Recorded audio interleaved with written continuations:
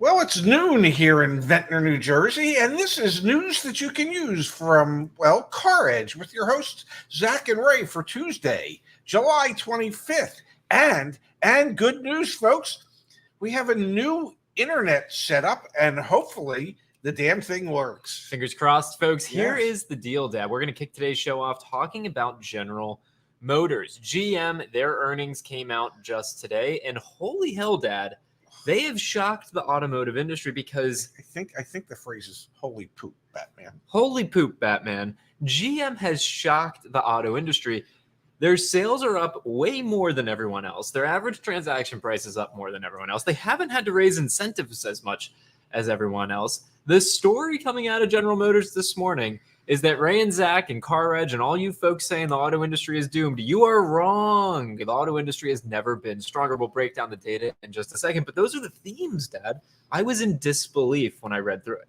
Well, maybe you just haven't caught on to what's really going on in the industry. I mean, that's what it felt like this morning. Or Yes. maybe GM is and the OEMs in general are going to make a lot of money, and the dealers are going to be the ones that feel the pain of the Left next. holding the bag? Yeah, that's actually that's my interpretation. But let's read through this. Okay. General Motors' high vehicle sales and strong average transaction prices are expected to produce improved financial results from a year ago. They did. They've already announced their earnings. Yeah. Wall Street analysts have been upping their forecast for GM's results throughout the second quarter and say they will not be surprised if GM exceeds their expectations. Year over year in the second quarter, sales are up 19% over at General Motors. In China as well, sales are up nearly 10% year over year. So you can look at the chart here, Dad. Yeah. Sales at GM are going up. Okay. Can I help you with it? In the article I read, the big takeaway from it was the sales have increased dramatically in commercial and fleet. Okay. Wait, really? Yeah. Really? Yeah. So what does that leave out? You, the retail customer.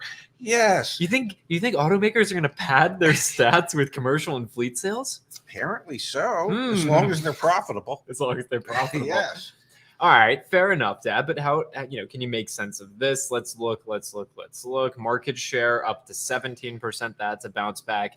Incentive spend Yes. has only gone up to about $2,000 per vehicle. We're going to talk about some of the other automakers in a moment here, like Stellantis, for example, and Nissan. But $2,000 per vehicle, we're still way below. Yes.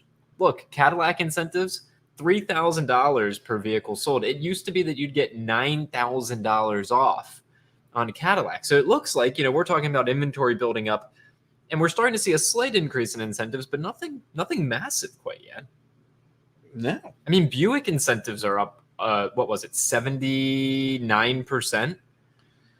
But that's from $1,900, or that's to $1,923. So even brands like Buick that we talk about all the time, hey, inventory is just sitting around. They're up 79%, but they're still not a lot. They used to be $5,000 to $6,000. Yes, and so they're a third of that. What does that tell you? Cadillac incentives are still a third of what they used to be. Chevy incentives are still about almost a third, half to half of what they used to be. GMC incentives a half to a third of what they used to be. Average transaction price here, Dad. This is what is driving me crazy. Average transaction price at GM, $52,451, up another 4% year over year, or quarter over quarter, at GM. So sales are up 17%, and average transaction prices are up 4%. And we're not seeing, we are seeing for Buick, 79% increases in incentives, but incentives are still between half and a third of what they used to be. GM, Dad, from their earnings, is making us look like we got it all wrong. GM is saying, hey, the strength of the consumer, we can sell cars at high price points, and we don't have to incentivize them that much. Making us? Making us look all wrong, Dad. Yeah. Wow. I thought it was you. Hey. What do you make of this? These are incredibly strong results from General Motors. I think the incredibly strong results from General Motors are due to their increase in fleet and commercial sales. That's what I think it is. I think their retail side of things is still pretty much stagnant. Okay, so if your growth is coming from pent up commercial demand because you couldn't fill the commercial needs during the pandemic, and pent up fleet sales because you couldn't fill those needs during the pandemic. Well, that explains the bulk of it. But if average people aren't out there buying their product, if retail sales to retail customers, average everyday people, if they're not up 17%, or if they're only up a couple of percent, that explains everything.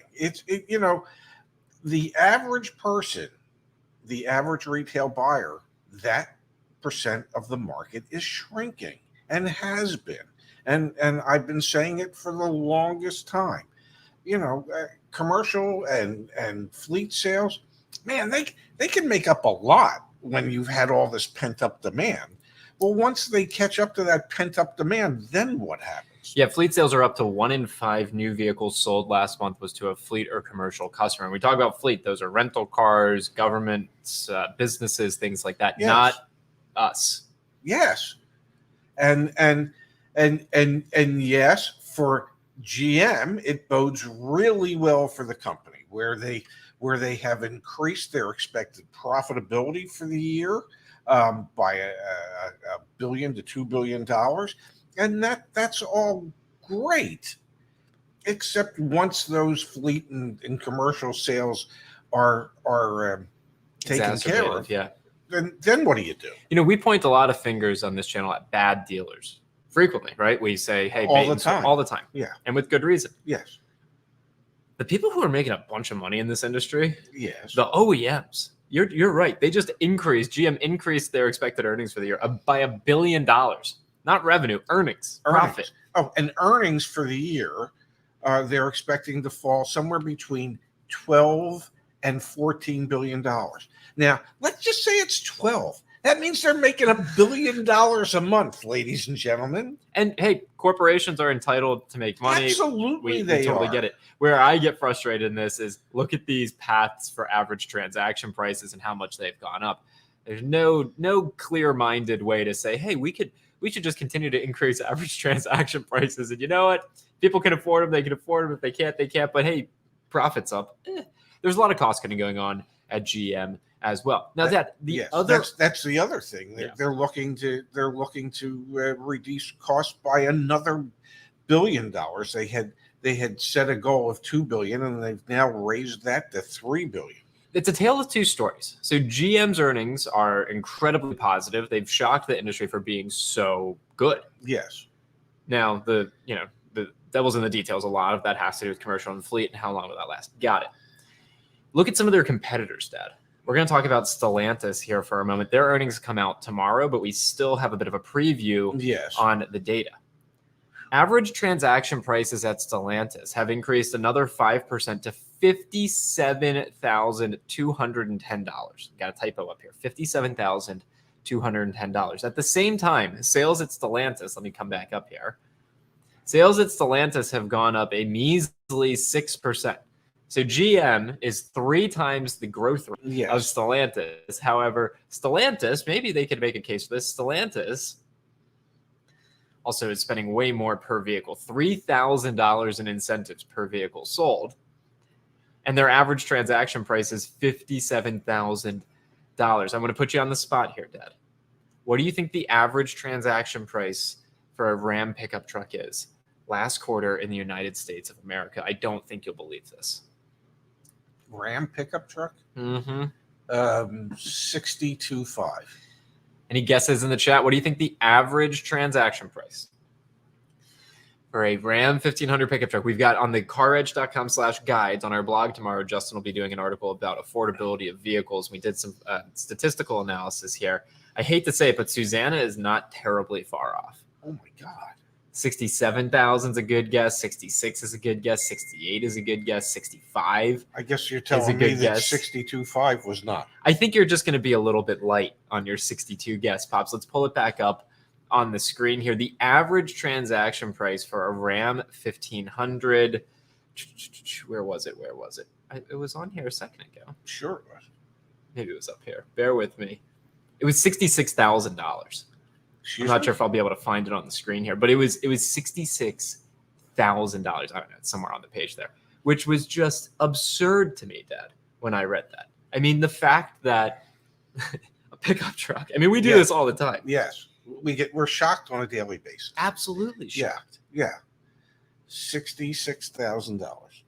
And then we look at Ford and the F Series, and it's also $66,000. And then they come out and, hey, we're making an extra $1 billion this year. Well, it's unbelievable. That's GM. That's not necessarily Ford, but it's scary to think that Stellantis has raised their MSRPs as much as they have. And what was that number the other day when we looked at it? 40-some% over the last 5 years. Oh, here, I'll pull it up on the screen. Give me 1 second. I got to go to Twitter. To the Twitterverse? To the Twitterverse. To the Extraverse. To something. I'll pull it up on the screen. I posted this on Twitter just the other day. Yeah, here, we can read this together. Let me zoom in. It's clear that automakers are strategically shifting their focus away from entry-level models. Case in point, the significant drop in production of base trims like the Ram 1500 Classic, GMC Sierra SLE, and Ford F-150 XL since 2019. The strategy has effectively driven up the price of these models. For instance, the Ram 1500 Classic saw a 26.26 price hike between 2019 and 2023, while its inventory fell by 87.94%. Wow. So the entry-level option at Ram went up by 26.26% over 5 years. And they got rid of the entry-level option.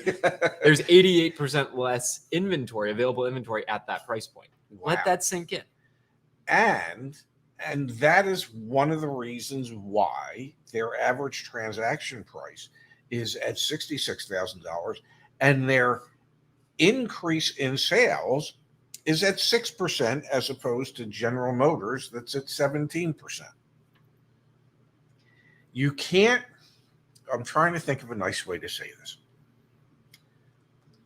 You can't take crap and price it like it's not when it still is, and then expect it to sell as well when it was much cheaper crap. Spoken like a true car guy. I do want to say this so we are hosting the CarEdge sales event. You probably heard us talking about this. We have a video tomorrow coming out on the channel talking about it. At the CarEdge sales event, we have pre-negotiated. It is 20% off of Ram 1500s. 20% off between the dealer discount and the OEM discount, 20% off. That doesn't tell you that they're overpriced. I don't know what else tells you that they're overpriced. 20% off on 1500s because there's so many of them. I want to take this story back though, Dad. I think we are going to see, because we also have a preview here. Let me pull it up on the screen. We have a preview from Nissan as well. I'll pull that up. Obviously a different automaker than Stellantis or General Motors. We have Nissan's quarterly performance expected to be strong. Once again, sales at Nissan up 33%.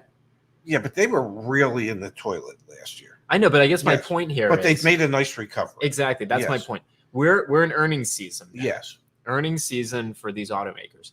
And they look strong. I mean, the exception would maybe Stellantis, like it could be stronger and whatnot, but I'm blown away by that, Dad. We are talking, maybe the realization is that all that we're talking about, the doom and gloom, maybe that's actually a little bit later on this year. Maybe the wholesale and fleet sales will be able to sustain this industry for a little bit longer. Mm-hmm. But I'm really surprised by how positive and upbeat these results are when you look at average new car interest rate 9%. When you look at average transaction price for a new car, $48,000. Like I'm blown away, honestly. When you look at average on hand new dealer inventory, just under 2 million vehicles on hand, when that number just a year ago was about 1 million, maybe 1.2 million.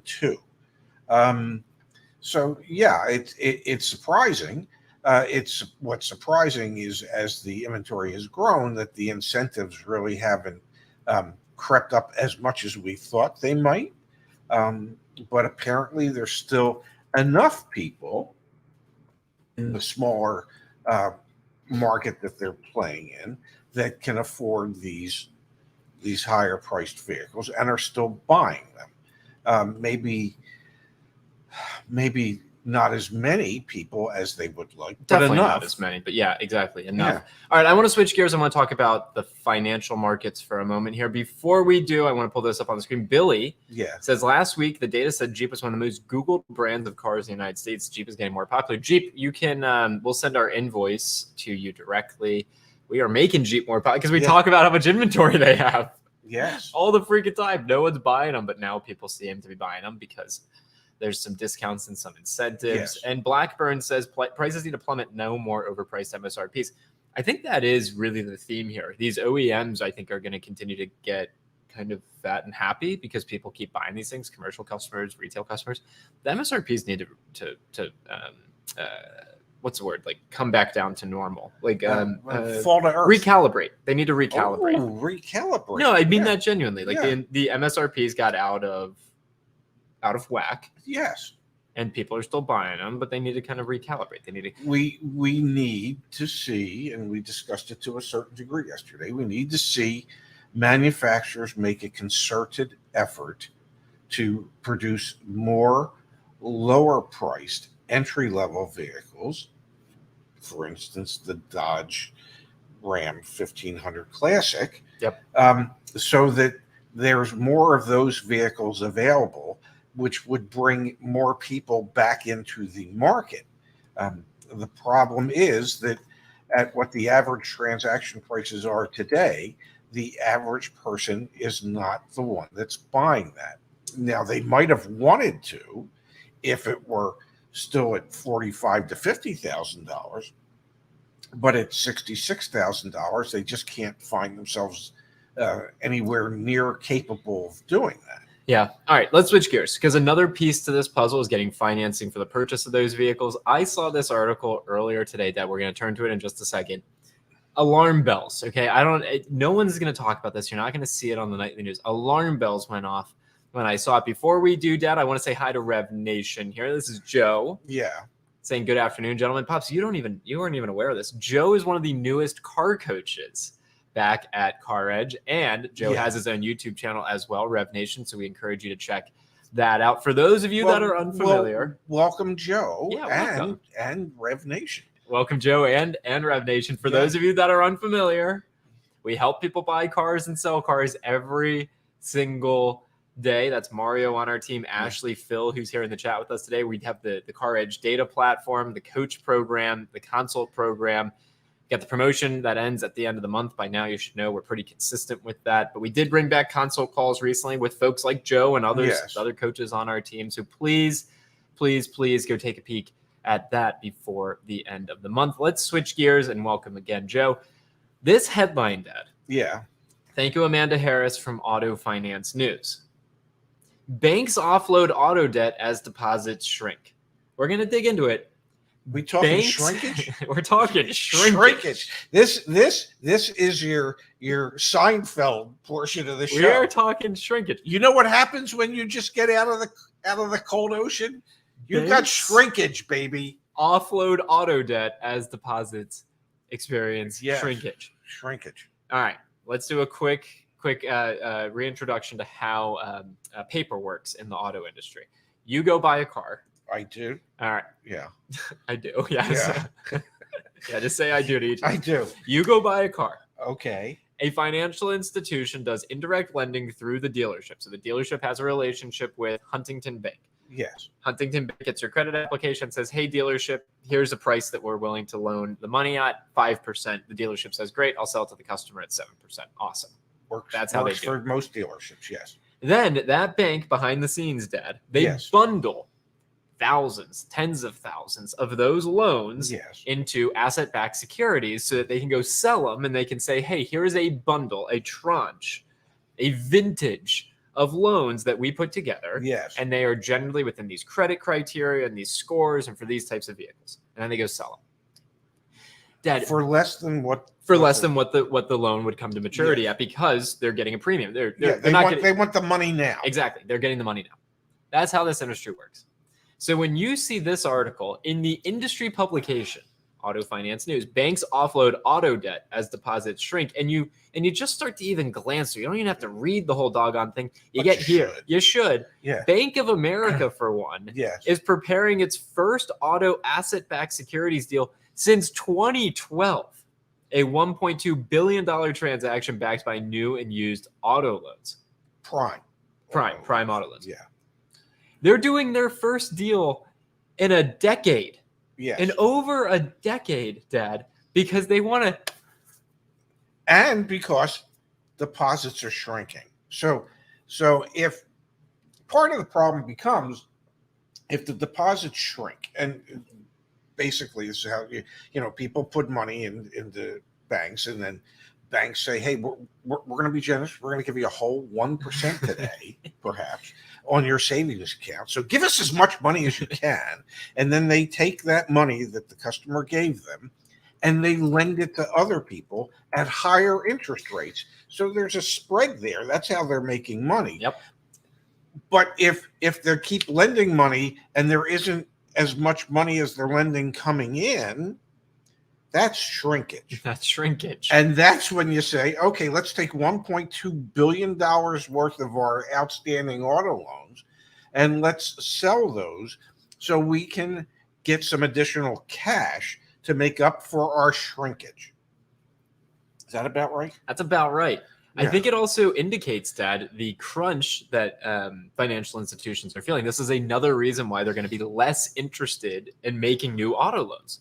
They want to have more money on their books, and they're being more judicious about determining where they want to invest that money to make that spread that you're describing, from the consumers who put their deposits there to the investments that they make and the money that they make. And like if your Citizens Bank, I think it was, they left. Yeah, they said, the hell with this.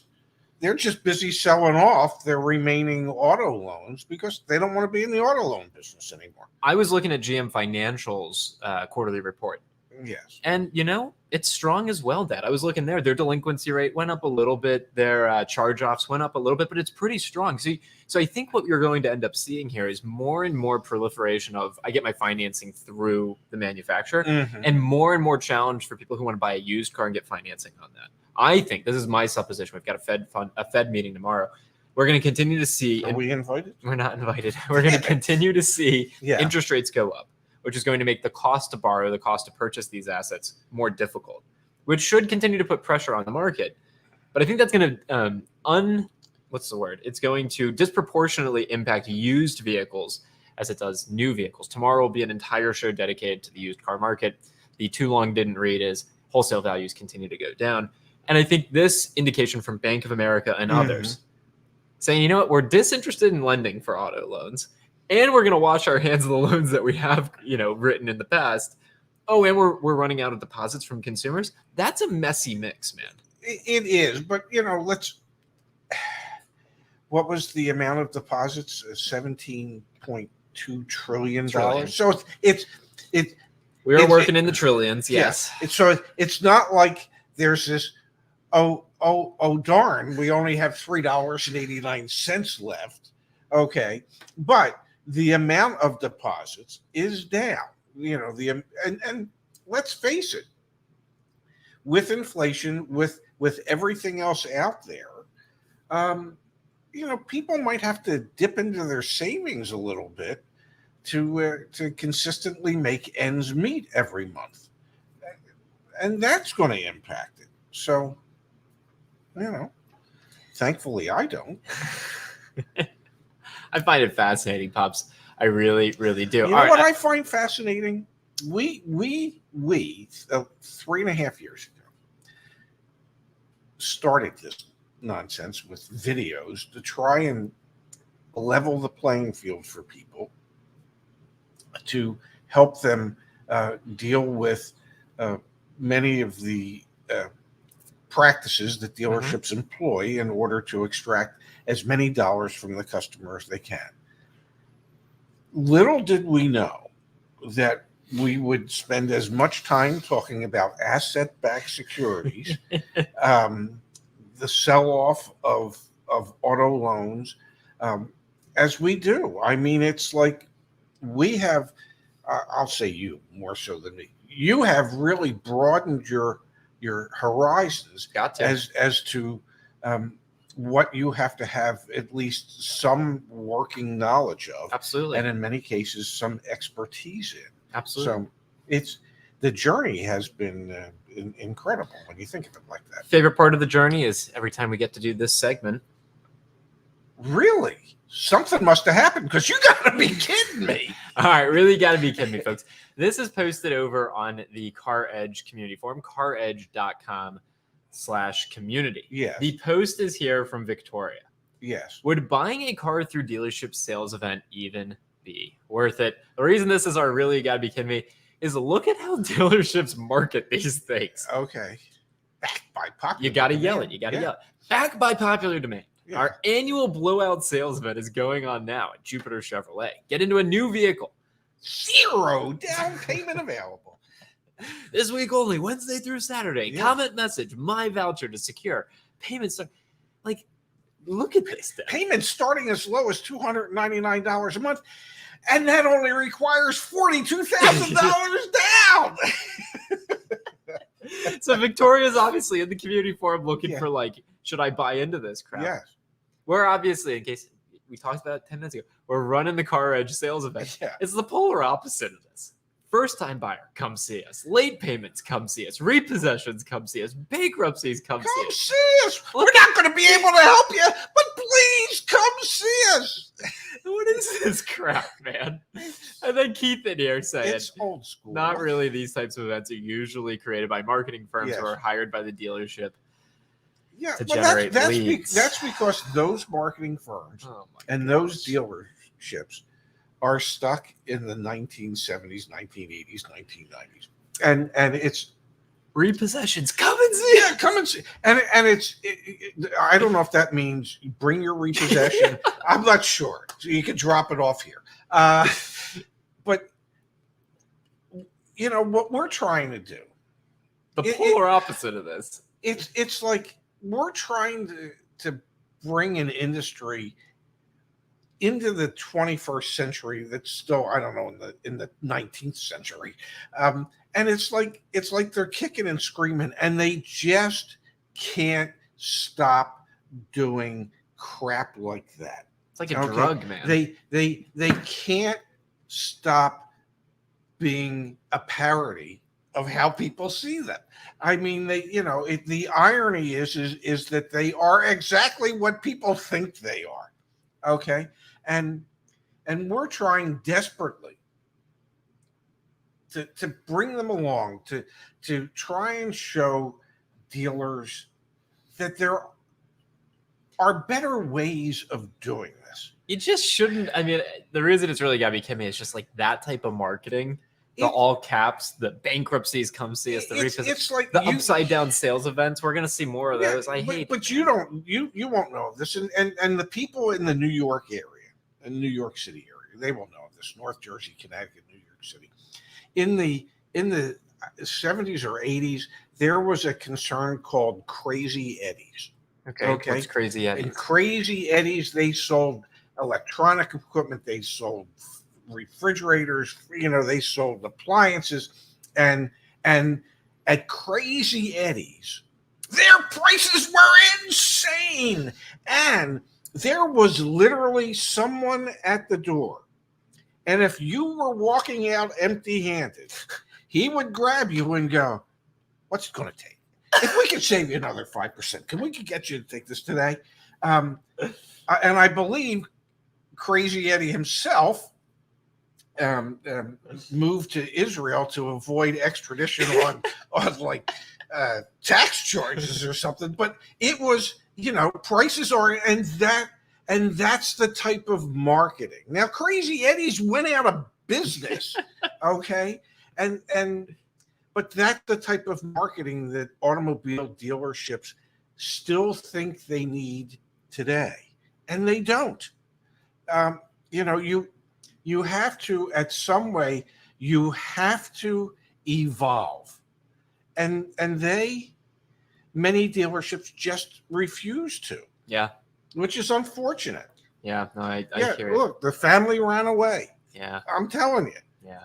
So yeah, bring your repossessions here. hate that, man. You're Yeah. never going to see that from us. If you, by the way, if you are upside down on your car loan, just do your best to pay it off. That is the best thing you can possibly do. If you are behind on payments, if you are going delinquent, contact the financial institution. Let them know See if you can they'll do work partial with you. payments. Yes. Yeah. We are so adverse to this idea of bankrupt. Come to get the hell out of here. We've got that from EA Connor. Is there a Ray and Zach who are covering the service side of the auto industry? Johnny's Car Care is one of the community members here who I see has a YouTube channel. AMD, the Car Care Nut. I don't think he covers the industry as much, but his videos are just awesome. So I would recommend AMD, the Car Care Nut. Mike says GM and Ford are heading into another industry government bailout. No, not based on the earnings we're seeing. Yeah, I mean, how can you ask the government for a bailout when you're making $14 billion in a year? Now, that's not to say that they couldn't piss that all away in a couple of months. I know Ford just got a guaranteed, what was it, $9.2 billion loan to help with the EV battery manufacturing facilities or something. So, is the government helping to subsidize some of the things that these manufacturers are doing? Absolutely. They always have. Apparently, they always will. That's your and my tax dollars at work, ladies and gentlemen. It's just the way this is set up.